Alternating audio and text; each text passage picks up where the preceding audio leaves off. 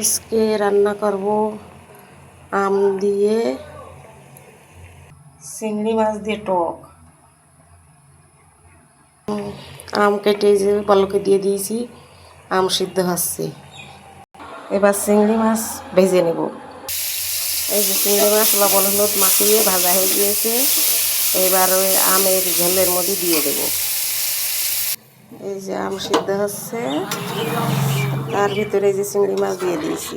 এবার আম দিয়ে চিংড়ি মাছ দিয়ে সিদ্ধ করে নেব।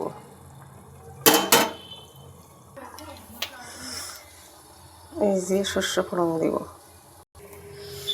এই যে আম চিংড়ি মাছ সিদ্ধ হয়ে গিয়েছে, এবার ফোড়নে দেব। কড়াই গরম হয়ে গেছে, তেল দিয়েছি শুকনো লঙ্কা আর সর্ষের তেলের শস্য ফোড়ন করে দিয়েছি। এবার ওই আমের ভিতরে ঢেলে দেব। এই যে ফোড়ন দিয়ে দিয়েছি। এবার আমের চিংড়ি মাছ দিয়ে আমের টক জল টক হয়ে গিয়েছে। এবার নামিয়ে দেব।